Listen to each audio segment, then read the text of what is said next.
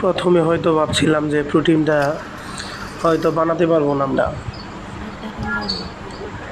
এখন দেখলাম প্রোটিনটা আসলে দেখতে অনেক অনেক সুন্দর,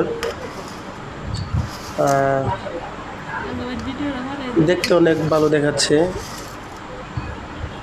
এখন আমরা প্রোটিনটা কেটে চেক করে নিব কেমন লাগে।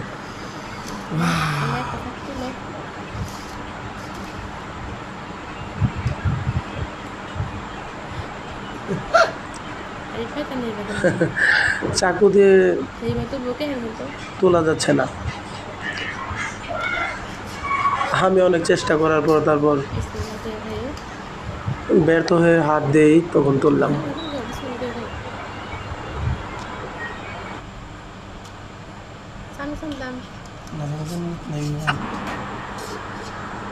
আচ্ছা বিসমিল্লাহ।